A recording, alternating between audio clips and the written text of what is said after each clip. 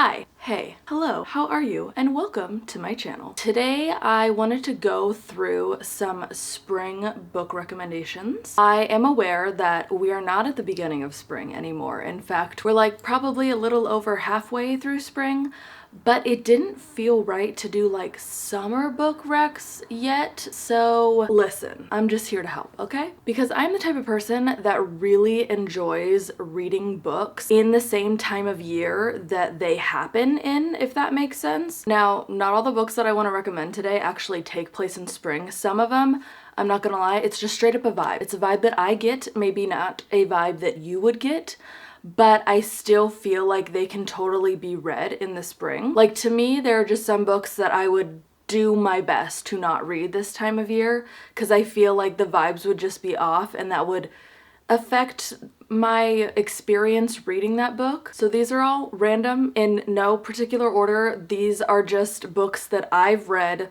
in the spring or wished I could have read in the spring. And do with this information what you will. But I feel like sometimes you just need a good book recommendation. So here we go. The first book that I wanted to talk about is Tomorrow and Tomorrow and Tomorrow by Gabrielle Zevin. This book takes place at all times of the year. It is not just in the spring. This spans many, many years. I would say maybe like 25 years in all. But this is a literary fiction. It's a story of Sadie and Sam. They have been friends for a long time. It goes through most of their lives. I mean, like from when they meet up until they're in their probably like mid to late 30s. And they are video game designers. I actually just read this for the first time this month and I have not stopped thinking about it. This is such a good book. I highly, highly recommend it. I rated it 5 stars. By the way, most of the books that I talk about in this video, I've given 4 or 5 stars. I wouldn't really recommend anything that I've given below that, just so you know. So yeah, not just a spring book. You could read it any time of the year, but I feel like because I read it in the spring, to me it's a spring book. The next book I wanted to recommend is Swift and Saddled by Lila Sage. Now this is the second book in the Rebel Blue Ranch series. And the reason why I'm recommending the second one is because it does mostly take place in the spring. So I felt like that would be a good time to recommend to read it. I absolutely love this book.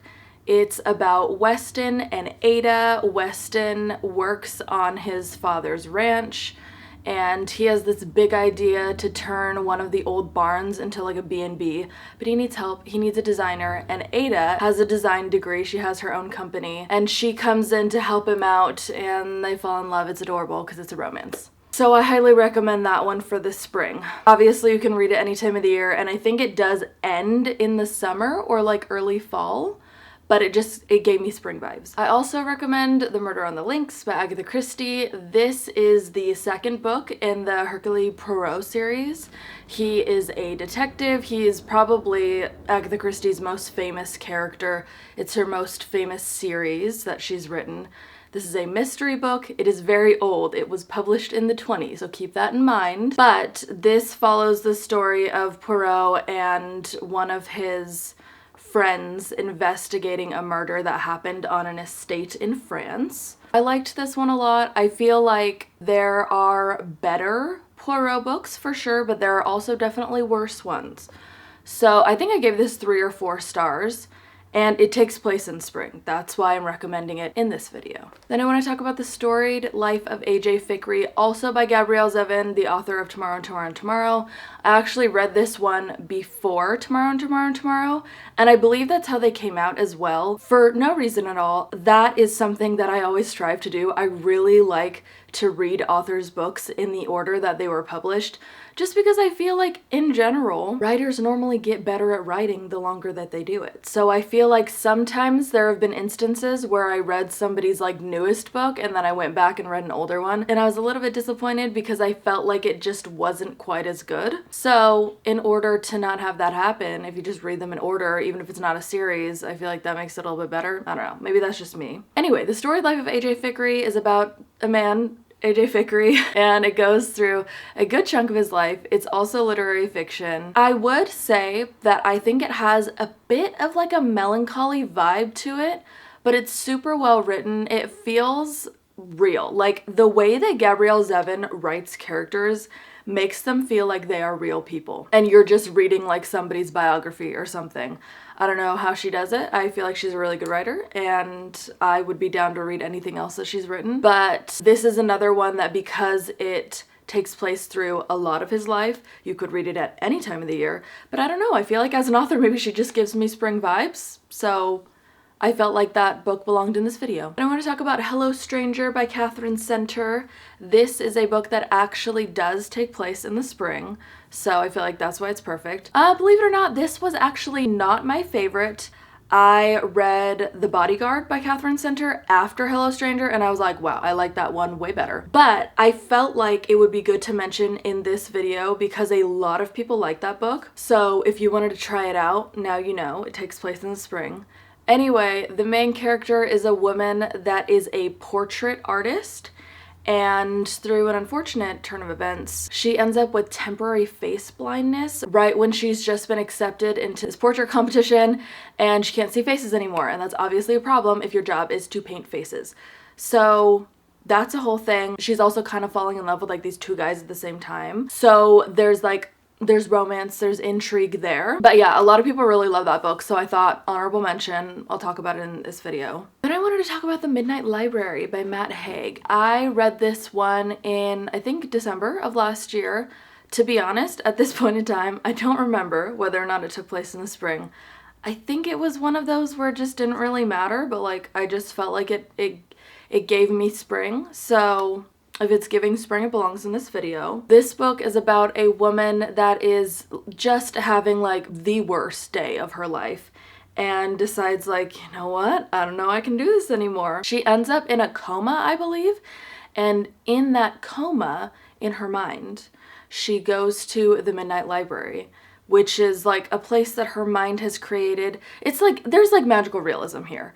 And she meets up with her school librarian from when she was in elementary school, and the librarian basically guides her through all of these other alternate lives that she could have lived. Like you pull out a book and it's like a different life that you've lived, and she gets to live in it for however long and decide if there's a life that she would have rather lived in than her like core life is, I think what they call it. Anyway, it was really interesting. I really liked that. I've read 2 Matt Haig books, I believe, and I really liked both of them. I think I gave both of them 5 stars, so I highly recommend that one. I mean, that one's a little bit older now. I feel like a lot of people have read The Midnight Library, but if you haven't, please do. It's wonderful, it's magical. I really enjoyed it. Okay, this next recommendation might sound a little bit unhinged, but Twilight by Stephanie Meyer does take place in the spring. Even though I personally, and I feel like a lot of other people do, associate this book series with like fall and winter, it's like the whole first movie is just blue. It's tinted blue and it just feels very wintry.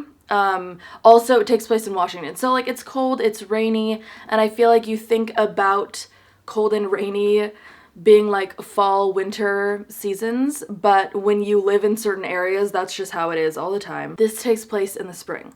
This is about Bella. She is a human. She has just moved to Washington to live with her father, and she's coming into her new school in the middle of the school year in the spring. You know this because they have like homecoming, or not homecoming, they have prom.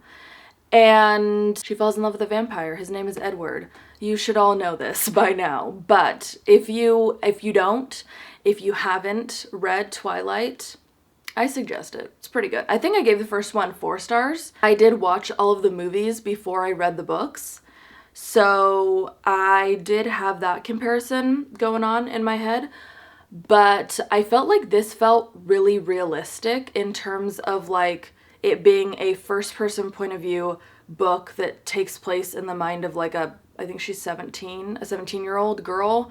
Like it felt real. It felt like that is something you would think inside your head as a 17-year-old girl. So if that's not your jam, it's not your jam. But this takes place in the spring, and I love Twilight, so there you go. Then I wanted to recommend Loath to Love You by Ali Hazelwood. This is actually a short story collection. There are 3 novellas in this bind-up, and 1 or 2 of them take place in the spring. It might start in the spring, and that's what made me think, yes, spring book. But these stories are connected. So they are about three best friends that are all engineers or scientists. This is a women in STEM still. And each one is like their little love story, and it's very cute. And I would recommend reading them. I mean, obviously you don't have to read them in this book form, but if you are going to read them, I would recommend that you read them in the order that they are in this bind up. Under One Roof, Stuck With You, and then Below Zero, because they do happen one after another. So if you were to like say read the last one first and then go back and read the first one, it's kind of a spoiler. I mean, not that it's really so much of a spoiler, because like with romance, you know they're gonna get together, but whatever, you know what I mean? It's just better to read them in order. So the first one's about Mara, the second one's about Sadie, and then the last one is about Hannah, and it's very cute how they're all best friends and they all fall in love. I feel like this was just as good as any of Ali Hazelwood's other STEM romances, so I highly recommend this. After that, I want to recommend The Dead Romantics by Ashley Poston. She is an amazing author, like 2 bangers right off the bat. That's kind of crazy. I also highly recommend The 7-Year Slip, but that is like very summery, so I would recommend that one in the summer. This book, I believe it takes place in the spring. I could be wrong. I don't remember because it's been a minute since I read this, but this book is so good. It's about Florence. She is a ghostwriter. By the way, this is a magical realism book as well. She's a ghostwriter for like a really famous romance author. She ends up getting a new editor. He's hot. That's great. But then she has a family emergency. So she's got to go back to her hometown. It's been a minute since she's been there. And also she sees ghosts. So I can't tell you anything else. I don't want to spoil anything, and I really think you should read this. It's just got like kind of a cozy vibe to it. Like, you know how sometimes you read a book for the first time and you're like, ooh, I almost feel like this is giving me a nostalgic feel, which doesn't even make sense because you've never read it before. But yeah, super great. I would honestly read this again. I loved it. Then I wanted to talk about Cersei by Madeline Miller. This is another book that you could read at any point in the year because it does take place over most of Cersei's life. This is like a Greek tragedy type of vibe. Definitely literary fiction. Cersei is the daughter of a god, I believe. I think she's technically a demigod, and she's also a witch. And she has got powers, she's learned how to use them, but she gets shunned because of something that she does, so she has to live on this island by herself. And a lot of the book is that it's her life on the island, becoming more and more sure of herself as a witch, as a woman. I don't know. It was just like really interesting. I think it was really well written. I also listened to the audiobook for a lot of it and I really enjoyed that. So I highly recommend Cersei. Very good. Next I want to talk about Icebreaker by Hannah Grace. This book starts in the fall, I believe, like when the school year starts, because it's a college romance, but it does go throughout most of the school year. So like it takes place at some point during the spring. So I don't know. I just love this book, so maybe I just wanted to talk about it. Maybe that's why it's in this video. I don't know. But this is about Anastasia and Nate. They are a figure skater and a hockey player, respectively, and they are forced to share the same rink for like practices. And they kind of like, I wouldn't call them enemies at first, but like they're butting heads. And then, you know what happens, they fall in love. But I really liked this book. I really liked that you just get to like see a lot of them together. I feel like a lot of romance books, they don't get together until like the very end. And while that's great, sometimes it's kind of sad because you're like, what are they like together as a couple? You know what I mean? And you get to see that with this one, so that's great. This is also the first book in the Maple Hills series. The second one is Wildfire. That's very summery. It literally takes place at a summer camp, so I would recommend that you read that one in summer for sure. And then the third one comes out in August, I believe. The next book I wanted to talk about is Call Me By Your Name. This book takes place in the summer, but it gives me such strong spring vibes. I can't really describe it. It takes place in Italy. The way that the setting is described is absolutely beautiful. It's just so immersive. I'm not gonna lie, I do have some problems with the plot, being that it is a romance between a 24-year-old and a 17-year-old, I believe. I definitely looked it up, and it takes place in the 80s in Italy, and that was illegal at that time Don't love it though. I really don't like that. I don't condone that, just putting that out there.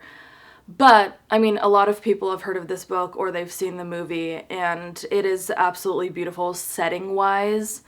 So, I don't know. It really gives me, it gives spring, okay? So, I thought it deserved an honorable mention in this video. Okay, this next book might seem a little bit random because I normally only talk about fiction on this channel, but this is a book of poems. It's called No Matter The Wreckage by Sarah Kay. I absolutely love Sarah Kay. This is my favorite book of poems. I read it every year. I think I've read it 5 or 6 times at this point, and I always read it in the spring. Why? I can't really tell you. I think the first time I read it was in the spring, and so it stuck in my brain that it's like, oh, that's when you read it. I feel like there are actually a lot of poems in here that are like very apparent that they take place in the summer or it's about summer, and then there are some that are like, that's definitely a winter poem.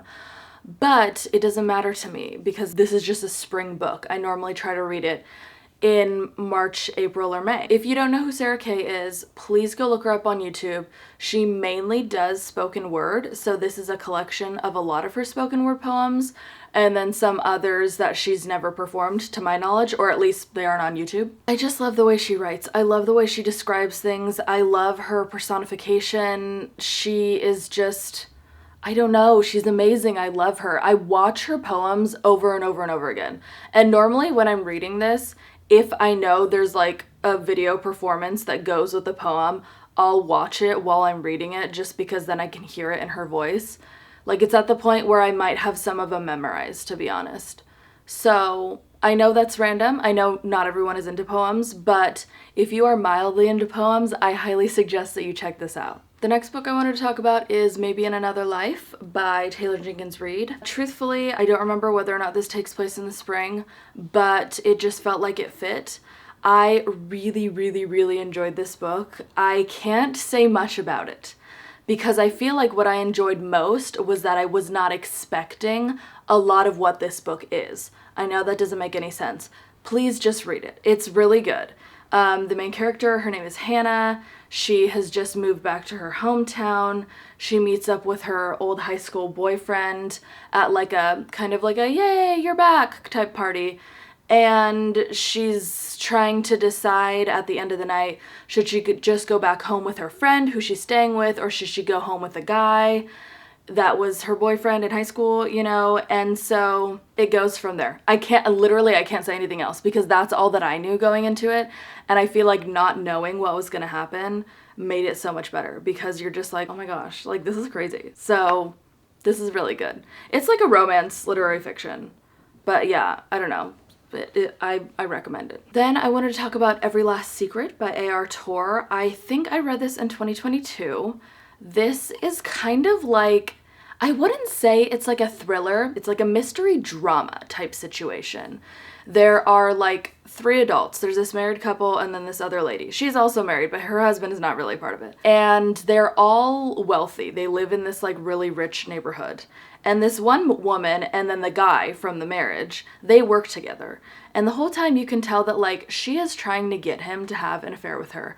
Now, I do not love affairs in books that I read. I really don't like that. It's icky to me. But this story was so interesting. It's so captivating because from the first chapter, it starts off with the wife. I think her name is Kat. And she's talking to a detective. So you know that like something went down, like something happened, and she's unraveling this story. So then throughout the book, you're getting this story, but then it will also like flash over to the like interaction between her and the detective. And the whole time you're just like, what happened? Why is there a detective? Why are the police involved? You know? So I feel like I ate that one up real quick and I recommend it. Next, I want to talk about another one of my favorite books ever, This Time Tomorrow by Emma Straub. I have talked about this book ad nauseum on this channel, but watch out, I'm gonna do it again because this book was so good. And I was not even expecting it to be so good. I read it from the library the first time that I read it. I've only read it once. I definitely want to read it again. But I read it from the library and it was one of those situations where I put it on hold and then it just like popped up, but I didn't really feel in the mood for it. I started it anyway because I had it in my possession. And I was like blown away by how much I loved this book. This is about Alice. She is in her early 40s, I believe. She has had the same job for most of her adult life. She's living in her hometown. She's single. She never got married, never had kids. So she's a little sad. And also her dad is dying. So if that's triggering, I get that. Then one night she stumbles upon a way, accidentally, to time travel. She goes back in time to her 16th birthday, I believe, and she relives that day, but she does a couple things differently. And then when she wakes up the next morning, her life is completely different because of the choices that she made on that day all those years ago when she went back in time. And that leads to her trying to figure out, is there a way that I can go back in time and fix something, do something different so that my dad is not dying now? She's trying to save her dad. They have like this adorable relationship, and I don't know, like this book just like, it got me. It really got me. And I really loved it. I highly recommend it. I think that Emma Straub is an amazing writer. I've read another book by her that I didn't love, but like that was on me, you know? Like sometimes you just don't like a book because it has something in it that you're like, ooh, that's a little, that kind of hurts my feelings or whatever. And it was one of those situations, but I think that it was really well written. I think that she's an amazing writer. I just didn't love that other book. But this one I love so much. I definitely want to read it again. I would recommend it to pretty much anyone. Okay, I swear to God, I'm trying to go as fast as I can. I want to tell you about all these books. Anyway, next one, Book Lovers, Emily Henry. This book, I don't even think it takes place in the spring. I think it might even be like in the fall or something. No, it takes place in the summer. Most Emily Henry books take place mainly in the summer. So there's that. If you want to read any of her books, I would say do it in the summer. However, I feel like this one could definitely be read in the spring. I don't know. There's just something like quaint about it that I really loved. Straight up, I know that a lot of people don't really love this book. Like everyone loves Emily Henry, right? She's an amazing romance author. But I think people were maybe a little bit surprised when this book came out because it definitely has stronger literary fiction vibes. Not that there's not romance, there definitely is, but I think it took a little bit of a back seat compared to Beach Read and People We Meet on Vacation. And I really didn't mind that because I really love the story that happens between the main character Nora and her sister Libby. It really hit me in a way that like I hadn't been hit before. You know what I mean? So I really recommend it, especially if you're a girl and you've got sisters and you're an older sister specifically. I highly recommend this book because like it will just, you will understand it. You will connect with it. It's so good. Another Taylor Jenkins Reid book next, One True Loves. That book was amazing. I believe that was actually the first Taylor Jenkins Reid book that I read. This is also more of a literary fiction than a romance, but I guess it's got both. This is about a woman that lost her husband in a helicopter crash. And it's absolutely awful, obviously.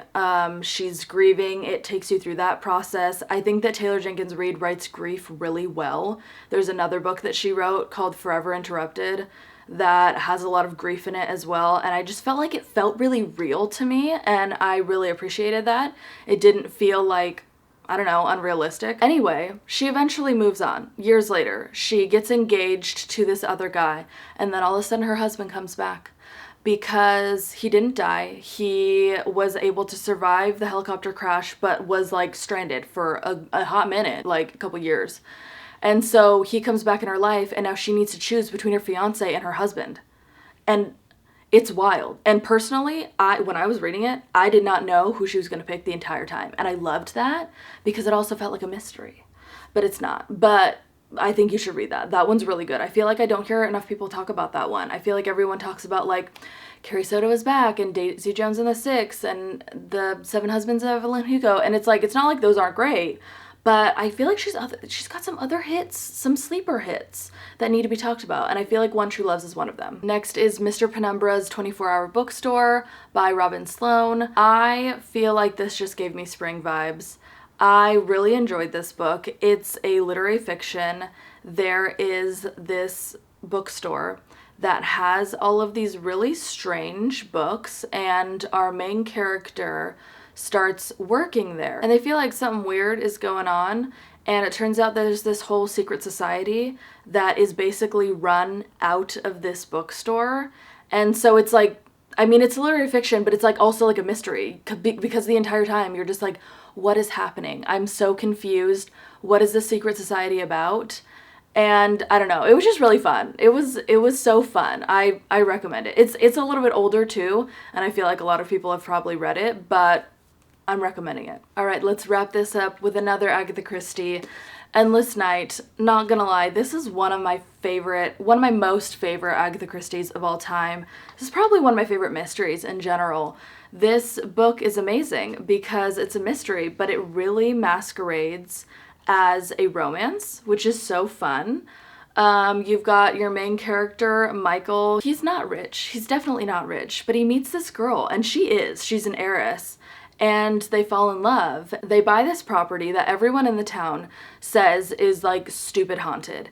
And then something happens, and the whole time you're like, what is going on? Is this property actually haunted? And you have no idea. And then literally when the end of this book happened, my jaw was on the floor. I could not believe it.